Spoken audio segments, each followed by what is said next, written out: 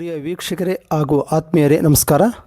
ಇಂದು ನಾವು ಮ್ಯಾಸಬೇಡರ ಸಾಂಸ್ಕೃತಿಕ ವೀರರು ಅಂಥವರಲ್ಲಿ ಶ್ರೀ ಜಗಳೂರಜ್ಜ ಮಹಾಸ್ವಾಮಿಯ ಬಗ್ಗೆ ನಾವು ಮೊದಲ ಸಂಚಿಕೆಯಲ್ಲಿ ಅವರ ಹಿನ್ನೆಲೆ ಹಾಗೂ ಜನನ ಹಾಗೂ ಅವರ ಪ್ರವೃತ್ತಿ ಅನ್ನು ನಾವು ಗಮನಿಸಬಹುದು. ಶ್ರೀಯುತ ತಿಪ್ಪೇಸ್ವಾಮಿ PTS ಎಂದೇ ಪ್ರಸಿದ್ಧಿ ಪಡೆದವರು. ಇವರು ನಿವೃತ್ತ ಮುಖ್ಯೋಪಾಧ್ಯಾಯರು, ರಂಗಭೂಮಿ ಕಲಾವಿದರು, ನಾಟಕ ಹಾಗೂ ಸಂಗೀತ ನಿರ್ದೇಶಕರು ಕೂಡ ಹೌದು. ಇವರಿಗೆ ರಾಜ್ಯ ಪ್ರಶಸ್ತಿ ಹಾಗೂ ವಾಲ್ಮೀಕಿ ಪ್ರಶಸ್ತಿ ಕೂಡ ಲಭಿಸಿರುವುದನ್ನು ನಾವು ಗಮನಿಸಬಹುದು. ಇವರು ಹಲವಾರು ನಾಟಕಗಳನ್ನು ಕೂಡ ನಿರ್ದೇಶನ ಮಾಡಿದ್ದಾರೆ. ಶ್ರೀ ರಾಜವೀರ ಮಧುಕರ ನಾಯಕ ನಾಟಕ ಚಳ್ಳಕೆರೆಯಿಂದ ದೆಹಲಿವರೆಗೂ ಕೂಡ ಹೋಗಿ ಪ್ರದರ್ಶನ ಮಾಡಿರುವುದನ್ನು ನಾವು ಗಮನಿಸಬಹುದು. ಮುಂದುವರೆದು ಶ್ರೀ ಜಗಳೂರಜ್ಜ ಮಹಾಸ್ವಾಮಿ ನಾಟಕ, ಕುರುಕ್ಷೇತ್ರ, ರಕ್ತರಾತ್ರಿ, ಭಕ್ತಸುಧಾನ್ವ, ಸಿಂಧೂರ ಲಕ್ಷ್ಮಣ, ಟಿಪ್ಪು ಸುಲ್ತಾನ್ ಹಾಗೂ ಸಾಮಾಜಿಕ ನಾಟಕಗಳನ್ನು ಇವರು ನಿರ್ದೇಶನ ಮಾಡುವುದನ್ನು ನಾವು ಗಮನಿಸಬಹುದು. ಚಿತ್ರದುರ್ಗ ಜಿಲ್ಲೆಯ ಚಳ್ಳಕೆರೆ ತಾಲೂಕಿನ ಶ್ರೀ ಜಗಳೂರಜ್ಜ ಮಹಾಸ್ವಾಮಿಯ ಒಂದು ಪುಣ್ಯಕ್ಷೇತ್ರ ಮಹಾಸ್ವಾಮಿಯವರ ಹಿನ್ನೆಲೆಯನ್ನು ನಾವು ಗಮನಿಸಬಹುದು. ಹೀಗೆ ಹಲವಾರು ಸಂಚಿಕೆಗಳು ಕೂಡ ಬರುತ್ತವೆ. ನಮ್ಮ ಯೂಟ್ಯೂಬ್ ಚಾನಲನ್ನು ಸಬ್ಸ್ಕ್ರೈಬ್ ಮಾಡಿ, ಲೈಕ್ ಮಾಡಿ, ಶೇರ್ ಮಾಡಿ, ಪ್ರೋತ್ಸಾಹ ಮಾಡಿ. ಹೀಗೆ ಹಲವಾರು ಮ್ಯಾಸಬೇಡರ ಸಾಂಸ್ಕೃತಿಕ ವೀರರು. ವೀಕ್ಷಕರೇ, ಈ ದಿನ ನಾವು ಮ್ಯಾಸಬೇಡರ ಸಾಂಸ್ಕೃತಿಕ ವೀರರಲ್ಲಿ ಶ್ರೀ ಜಗಳೂರಜ್ಜ ಮಹಾಸ್ವಾಮಿಯ ಒಂದು ಸಂದರ್ಶನವನ್ನು ನಮ್ಮ ಚಳ್ಳಕೆರೆ ತಾಲೂಕಿನ ನಾಯಕ ಮುಖಂಡರಲ್ಲಿ ಪ್ರಸಿದ್ಧಿಯನ್ನು ಪಡೆದಿರ್ತಕ್ಕಂಥ ತಿಪ್ಪೇಸ್ವಾಮಿ PTS ಇವರು ರಂಗಭೂಮಿ ಕಲಾವಿದರು ಹಾಗೂ ನಾಟಕ ಕ್ಷೇತ್ರದಲ್ಲಿ ಚಳ್ಳಕೆರೆಯಿಂದ ದೆಹಲಿವರೆಗೂ ಕೂಡ ತಮ್ಮ ನಾಟಕ ಕ್ಷೇತ್ರದಲ್ಲಿ ಅತ್ಯುತ್ತಮವಾದಂಥ ಸಾಧನೆಯನ್ನು ಮಾಡಿದ್ದಾರೆ. ಅವರು ಈ ದಿನ ನಮ್ಮ ಪವಾಡ ಪುರುಷರಾಗಿರ್ತಕ್ಕಂಥ ಜಗಳೂರಜ್ಜ ಮಹಾಸ್ವಾಮಿಯವರ ಬಗ್ಗೆ ಈ ದಿನ ಅವರು ಸಂಕ್ಷಿಪ್ತವಾದಂಥ ಮಾಹಿತಿಯ ಮೂಲಕ ನಮಗೆ ಈ ದಿನ ತಿಳಿಸ್ಕೊಡ್ತಿದ್ದಾರೆ. ನನ್ನ ಹೆಸರು ತಿಪ್ಪೇಸ್ವಾಮಿ ಅಂತ. ನಾನು ನಿವೃತ್ತ ಮುಖ್ಯೋಪಾಧ್ಯಾಯರು, ಜೊತೆಗೆ ರಂಗಭೂಮಿ ನಾಟಕ ಮತ್ತು ಸಂಗೀತ ನಿರ್ದೇಶಕರು ಚಳ್ಳಕೆರೆ. ನನಗೆ ಈ ಮ್ಯಾಸಬೇಡರ ಸಾಂಸ್ಕೃತಿಕ ವೀರರ ಬಗ್ಗೆ ನಮ್ಮ ಕುಲದ ಯಜಮಾನರಲ್ಲಿ, ಪೂಜಾರಿಗಳಲ್ಲಿ, ಕಿರಾರಿಗಳಲ್ಲಿ ಮಾಹಿತಿಯನ್ನು ಶೇಖರಿಸಿ ಮ್ಯಾಸಬೇಡರ ಮೌಖಿಕ ಕಥನಗಳು ಅಂತಕ್ಕಂಥ ಒಂದು ಪುಸ್ತಕವನ್ನು ಕೂಡ ರಚನೆ ಮಾಡಿದೆ. ಆ ಒಂದು ಅನುಭವದ ಮೇಲೆ ನಮ್ಮ ಚಳ್ಳಕೆರೆ ಕ್ಷೇತ್ರದಲ್ಲಿರ್ತಕ್ಕಂಥ ಕಲಿಯುಗ ಕಾರುಣ್ಯ ಪುರುಷ ವೆಂಕಟೇಶ್ವರನ ಪರಮ ಭಕ್ತ ಶ್ರೀ ಜಗಳೂರು ಪಾಪಯ್ಯನ ಬಗ್ಗೆ ಕೆಲವೊಂದು ಮಾಹಿತಿಯನ್ನು ಹಂಚ್ಕೊಳ್ಬೇಕು ಅಂತಕ್ಕಂಥ ಉದ್ದೇಶದಿಂದ ನಮ್ಮ ಪ್ರಕಾಶ್ರವರ ಒಂದು ಒತ್ತಾಯಕ್ಕೆ ಇವತ್ತು ಹೋಗೊಟ್ಕೊಂಡು ನಾವು ಸನ್ನಿಧಾನದ ಸಮೀಪದಲ್ಲಿ ಈ ಮಾಹಿತಿಯನ್ನು ಕೊಡಲಿಕ್ಕೆ ಹೇಳ್ತಾ ಇದ್ದಾರೆ. ನಿಮಗೆಲ್ಲ ಗೊತ್ತಿರೋ ಹಾಗೆ ಈ ಜಗತ್ತು ಹುಟ್ಟಿದಾಗ ಎಲ್ಲರೂ ಕೂಡ ಆದಿವಾಸಿಗಳು ಕಾಡು ಮೇಡುಗಳಲ್ಲಿ ಮಾನವ ಬದುಕಿ ಬಾಳಿದಂತಹ ಪ್ರಸಂಗಗಳು ನಿಮಗೆಲ್ಲ ಗೊತ್ತಿದೆ. ಆ ಪ್ರಸಂಗಗಳಲ್ಲಿ ಬೇಡನು ಕೂಡ ಒಬ್ಬ. ಬೇಡ, ನಿಷಾದ, ಸಂಚ ಅಂತಕ್ಕಂಥವರೇ ಈ ಮ್ಯಾಸಕುಲದ ನಾಯಕರು ಅಂತ ನಾವು ಕರೆಸ್ಕೊಳ್ತಕ್ಕಂಥದ್ದು. ಅವರು ಬೇಟೆಯನ್ನು ಪ್ರಾರಂಭ ಮಾಡಿದ ಮೇಲೆ ಆನಂತರ ಪಶುಪಾಲನೆಗೆ ಪರಿವರ್ತನೆ ಆಗ್ತಾರೆ. ಎಲ್ಲಿ ಹುಲ್ಲು ನೀರು ಸಿಗುತ್ತೋ ಅಲ್ಲಿ ತಮ್ಮ ಪಶುಗಳನ್ನು ತೆಗೆದುಕೊಂಡೋಗಿ ಪಶುಪಾಲನೆ ಮಾಡ್ತಕ್ಕಂಥ ಒಂದು ಕರ್ತವ್ಯದಲ್ಲಿ ತೊಡಗಿಕೊಂಡ್ರು. ಹೀಗೆ ನಮ್ಮ ಹಿರಿಯರು ಹೇಳಿದಾಗೆ ಉತ್ತರ ಭಾರತದಿಂದ ಅಂದರೆ ಗಂಡಕಿ ನದಿ ತೀರದಲ್ಲಿ ಸಿಗ್ತಕ್ಕಂಥ ಸಾಲಿಗ್ರಾಮಗಳನ್ನು, ವಿಷ್ಣು ಸಾಲಿಗ್ರಾಮಗಳನ್ನು ತಮ್ಮ ಪೆಟ್ಟಿಗೆ ದೇವರುಗಳನ್ನು ಮಾಡಿಕೊಂಡು ದಕ್ಷಿಣ ಭಾಗಕ್ಕೆ ಅಂದರೆ ನಲ್ಲಮಲ, CIT ಸಿಂಗನಮಲ, ಲಂಕಾದ್ರಿ ಪರ್ವಕ್ಕೆ ಈ ಕಡೆ ಒತ್ತಲ್ಪಟ್ಟು ನಮ್ಮ ಸಮಾಜ ಎಲ್ಲ ಬೇಟೆಯಿಂದ ಪಶುಪಾಲನೆ ಮಾಡುತ್ತಾ ಈ ಕಡೆ ಬಂದರು. ಹಾಗೆ ಬಂದಾಗ ನಮ್ಮ ಯುಗಗಳಲ್ಲಿ ನಿಮಗೆ ಗೊತ್ತಿದೆ, ಸತ್ಯಯುಗ, ತ್ರೇತಾಯುಗ, ದ್ವಾಪರ ಯುಗ. ಈ ದ್ವಾಪರ ಯುಗದ ಕೊನೆಯಲ್ಲಿ ಶ್ರೀಕೃಷ್ಣನ ಅಂತ್ಯ ಆಗುತ್ತೆ. ಅಂತ್ಯ ಸಂದರ್ಭದಲ್ಲಿ ಮೂಗನಾಯಕನು ಅಂತಕ್ಕಂಥವನು ಬಾಣ ಬಿಟ್ಟಿದ್ದರಿಂದ ಆತ ತನ್ನ ಕೊನೆಯ ಜೀವನವನ್ನು ಮುಗಿಸ್ತಾನೆ. ಆ ಸಂದರ್ಭದಲ್ಲಿ ಮೂಗನಾಯಕನಿಗೆ ಶ್ರೀಕೃಷ್ಣ ಪರಮಾತ್ಮ ತನ್ನ ಸಕಲ ಸಂಪತ್ತು ಗೋವುಗಳೇನಿದ್ದು ಅವುಗಳೆಲ್ಲವನ್ನು ಆತನಿಗೆ ಹಸ್ತಾಂತರಿಸಿ ಇವುಗಳನ್ನು ನೀನು ನಡೆಸ್ಕೊಂಡು ಹೋಗಪ್ಪ ಅಂತಂದು ಆಶೀರ್ವಾದ ಮಾಡ್ತಾನೆ. ಅಂದಿನಿಂದ ನಮಗೆ ಈ ವಿಷ್ಣು ಕಂಪಳ ಹಸುಗಳು ಪಶುಗಳನ್ನು ನಮ್ಮವರು ಕಾದರು. ಆ ಹಸುಗಳ ಮಂದೆಯನ್ನು ಕಾದಿದ್ದಕ್ಕೆ ಮಂದ ಅಂತ ಕರೆದರು. ಅಲ್ಲಿಗೆ ನಮ್ಮದಲ್ಲಿ ಒಂದು ಪ್ರಸಿದ್ಧವಾದಂಥ ಮಂದ ಬೆಡಗು ಇವತ್ತು ಮ್ಯಾಸ್ ನಾಯಕರಲ್ಲಿದೆ. ಓಕೆ ಸರ್, ಈಗ ಹಲವಾರು ಕೂಡ ಧರ್ಮಗಳಿದ್ದಾವೆ, ಹಲವಾರು ಪಂಗಡಗಳಿದ್ದಾವೆ. ಆದರೆ ಮ್ಯಾಸಬೇಡರಲ್ಲಿ ಸಾಂಸ್ಕೃತಿಕ ವೀರರಾಗಿ ವ್ಯಕ್ತಿಯನ್ನು ಪೂಜೆ ಮಾಡುವಂಥ ಒಂದು ನಾವು ಕಾಣ್ತಾ ಹೋಗ್ತೀವಿ ಸರ್.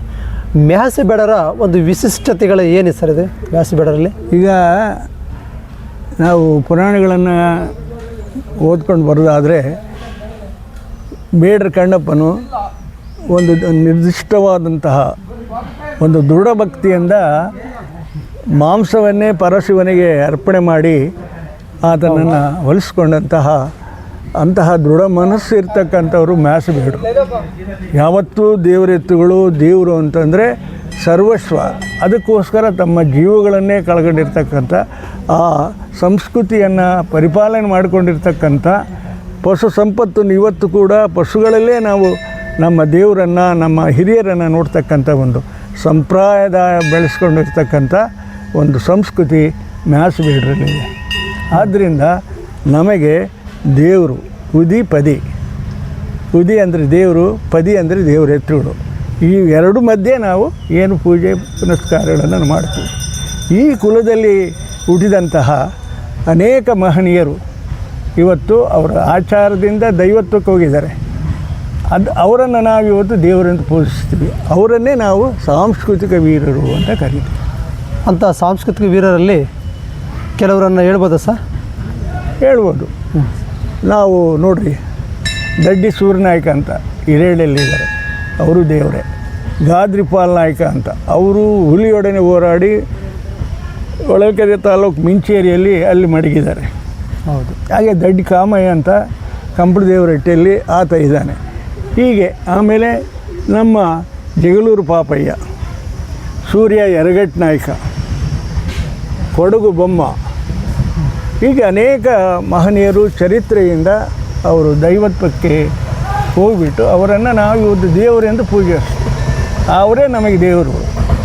ಆ ದೇವರುಗಳನ್ನು ಆಚರಣೆ ಮಾಡಿಕೊಂಡು ನಾವು ವರ್ಷ ಪೂರ್ತಿ ಅಮಾವಾಸ್ಯೆ ಹುಣ್ಣಿಮೆಗೆ ನಾವು ದೇವರ ಎತ್ತುಗಳಲ್ಲಿ ಅವರ ಧರ್ಮದ ಕಾರ್ಯಗಳನ್ನು ಮಾಡ್ಕೊಂಡು ಬರ್ತಾಯಿದ್ವಿ.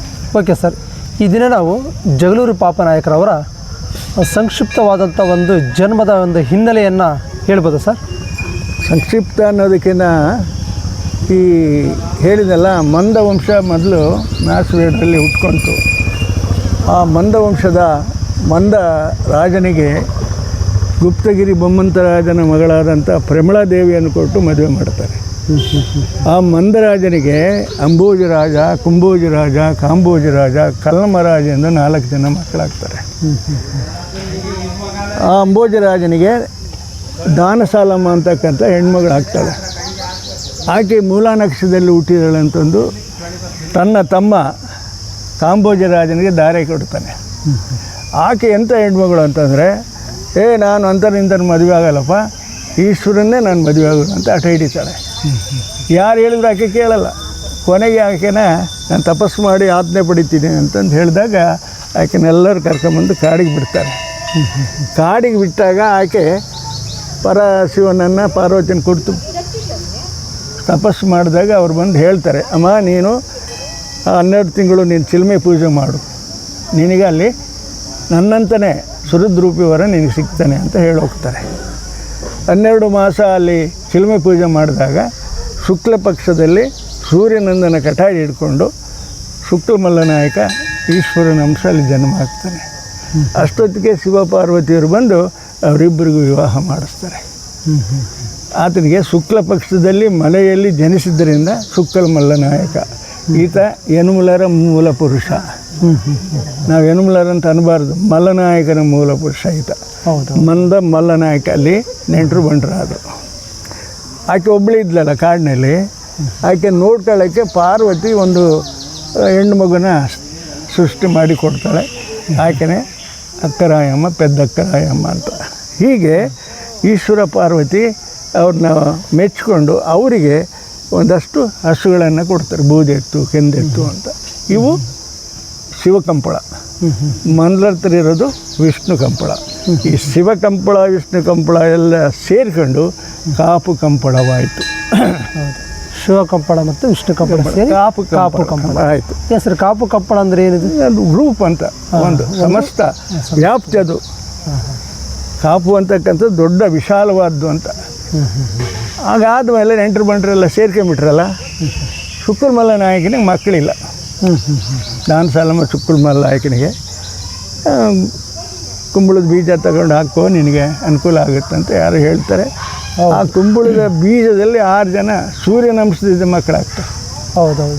ಈಗ ನಾವು ಮಹಾಭಾರತದಲ್ಲಿ ಕೂಡ ಯಾವ ರೀತಿ ಪಾಂಡವರು 50 ವರ್ಷ ಬಂದು ಹೇಗೆ ವರ ಪಡೆದಲ್ಲ, ಹೇಗೆ ಜನ್ಮ ತಾಳಿದ್ರೆ ಇಲ್ಲಿ ಅಜಾತಿಯಲ್ಲಿ ಸೂರ್ಯನ ಅಂಶದಿಂದಲೇ 6 ಜನ ಆ ಹೋಳನ್ನು ಮೇಲೆ ಇಟ್ಟಿರ್ತಾರೆ ಮನೆ ಮೇಲೆ, ಅವೆಲ್ಲ ಮಕ್ಕಳಾಗ್ಬಿಡ್ತಾರೆ 6 ಜನ.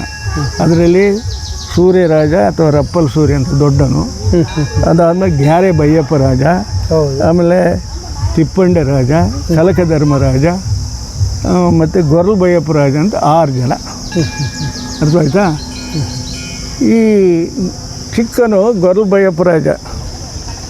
ಗೊರಲ್ ಬಯ್ಯಪ್ಪ ರಾಜನಿಗೆ ಗಂಜಿಗುಂಟೆಯಲ್ಲಿ ಮದುವೆ ಮಾಡ್ತಾನೆ ಅವರನ್ನ. ಗಂಜಿಗುಂಟೆಗೆ ಬುಲ್ಲಿಡ್ಲು ಬೋರಣ್ಣ ಅಂತಿದ್ದು ಇವ್ರದ್ದು ಪಶುಪಾಲನೆ ಮಾಡ್ಕೊಂಡು ಹೋಗಿರ್ತಾರೆ.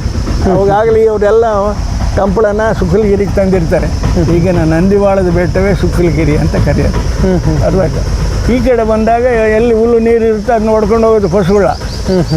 ಈ ಕಂಪಳೆಲ್ಲ ನೋಡಿಬಿಟ್ಟು ಆ ಬೋರಣ್ಣ ಬಂದು ನಿನಗೆ ಹೆಣ್ಣು ಕೊಡ್ತೀನಪ್ಪ ಅಂತ ದೊಡ್ಡಾತನಿಗೆ ಕೇಳಿದಾಗ, ನನಗೆ ಬೇಡಪ್ಪ, ನನ್ನ ತಮ್ಮ ಇದ್ದಾನೆ, ನನ್ನ ತಮ್ಮನ ಕೊಡು ಅಂತ ಗೊರಲ್ ಬಯ್ಯನಿಗೆ ಆಕೆನ ಬೋರಮ್ಮನ ಕೊಟ್ಟು ಮದುವೆ ಮಾಡ್ತಾರೆ. ಅವನ್ನ ಅಲ್ಲೇ ಬಿಟ್ಟು ಅವ್ರು ಮುಂದಕ್ಕೆ ಹೋಗ್ತಾರೆ ವಾಣಿ ವಿಲಾಸದವರೆಗೂ. ಬಹುಶಃ ನಾವು ಹಿಂದಿನ ಕಾಲದಲ್ಲಿ ಸಂಪತ್ತನ್ನು ನಾವು ಗುರುಸಿದಾಗ ಪಶುಗಳೇ ಬಹುಶಃ ಸಂಪತ್ತಾಗಿತ್ತು. ಮ್ಯಾಸಬೇಡ್ರಿಗೆ ಅದು ದಟ್ಟು ಮ್ಯಾಸಬೇಡ್ರಲ್ಲಿ ಪಶುಗಳೇ ಸಂಪತ್ತು ಅನ್ನೋದನ್ನು ನಾವು ಭಾವಿಸ್ತೇವೆ. ಆವಾಗ ಅಲ್ಲಿ ಸುಕ್ಕುಲ್ ಆಯ್ಕನಿಗೆ ಈತನಿಗೆ ಗೊರಲ್ ಬಯ್ಯಪ್ಪನಿಗೆ 3 ಜನ ಮಕ್ಕಳಾಗ್ತಾರೆ. ಸೂರ್ಯ ಅರಗಟ್ ನಾಯಕ, ಕೋರ್ಲ್ ಮಲ್ಲಾಯಕ, ಪಚ್ಚಪದಿ ಪಾಲಮ್ಮ ಅಂತ ಹೆಣ್ಣು ಮಗಳು. ಸೂರ್ಯ ಅರಗಟ್ ನಾಯಕ ಆತ ದೊಡ್ಡನು. ಕೋರ್ಲ್ ಮಲ್ಲಾಯಕನ ಮಗನೇ ನಮ್ಮ ಜಗಳೂರು ಪಾಪಯ್ಯ. ಅರ್ಥವಾಯ್ತಾ? ಆ ಜಗಳೂರು ಪಾಪಯ್ಯ ಈತ ಸೂರ್ಯ ಅರಗಟ್ ನಾಯಕ ನನ್ನಿವಾಳದಲ್ಲಿ ಹೋಗಿ ಇರ್ತಾನೆ, ಗೋನೂರಿನಲ್ಲಿ ಸೂರ್ಯ ಅರಗಟ್ ನಾಯಕ ಅಂತ. ಆಮೇಲೆ ಪಚ್ಚಪದಿ ಪಾಲಮ್ಮನ ಕಾಮಗೇತ್ಲ ಕ್ಯಾಸೆ ಅನ್ನೋನು ಸೆಟ್ಟೂರ್ನಾಗ ಇರ್ತಾನೆ. ಅವನು ಭಾಳ ಸುರದ್ರೂಪಿ ಆಕೆನ ಯಾರು ಇಲ್ದಾಗ ಬಂದು ಅಪಹರಿಸ್ಕೊಂಡು ಹೋಗಿರ್ತಾನೆ. ಇಷ್ಟು ಪ್ರಾರಂಭ. ನಿಮ್ಮ ವೀಕ್ಷಕರೇ, ಜಗಳೂರು ಪಾಪಯ್ಯ ಹೇಗೆ ಬಂದ ಅಂತಕ್ಕಂಥದ್ದು ಗೊತ್ತು. ಪ್ರಿಯ ವೀಕ್ಷಕರೇ, ನಾವು ಈ ದಿನ ಮ್ಯಾಸಬೇಡರ ಸಾಂಸ್ಕೃತಿಕ ವೀರರಲ್ಲಿ ಶ್ರೀ ಜಗಳೂರು ಪಾಪನಾಯಕ ಹಿನ್ನೆಲೆ ಅಂದರೆ ಮ್ಯಾಸಬೇಡರು ತನ್ನ ಸಂಪತ್ತು ಹೇಗಿತ್ತು, ಅವ್ರದ್ದು ಪಶುಪಾಲನೆ ಹೇಗಿತ್ತು, ಅವರು ಪಶುಪಾಲನೆಗಾಗಿ ತನ್ನ ಮೇವು ಮತ್ತು ನೀರು ಹರಿಸಿ ಆಂಧ್ರ ಪ್ರದೇಶದಿಂದ ಹೇಗೆ ಅವರು ಕರಿಮಲೆಯಿಂದ ನಲ್ಲಮಲೆ ಹಾಗೂ ಶ್ರೀಶೈಲ ಆಗಿರ್ತಕ್ಕಂಥ ನಲ್ಲಮಲೆ ಕಡೆಯಿಂದ ಈ ಕಡೆ ವಲಸೆಯನ್ನು ಬರ್ತಾರೆ. ವಲಸೆ ಬಂದ ನಂತರ ಶುಕ್ಲಗಿರಿಗೆ ವಲಸೆಯನ್ನು ಬರ್ತಾರೆ ಮೇವು ನೀರು ಹರಿಸಿಕೊಂಡು. ಯಾಕಂದರೆ ಆ ಕಾಲದಲ್ಲಿ ಮ್ಯಾಸಬೇಡರ ಒಂದು ಪ್ರವೃತ್ತಿ ಅಂದರೆ ಪಶುಪಾಲನೆ ಆಗಿರುತ್ತೆ.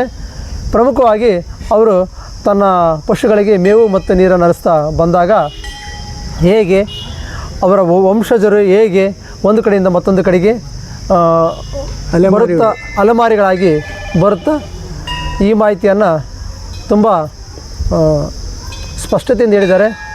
ಅವರಿಗೆ ಈ ದಿನ ಅವರಿಗೆ ನಾವು ಧನ್ಯವಾದಗಳನ್ನು ಅರ್ಪಿಸ್ತೇವೆ ಸರ್. ಧನ್ಯವಾದಗಳು.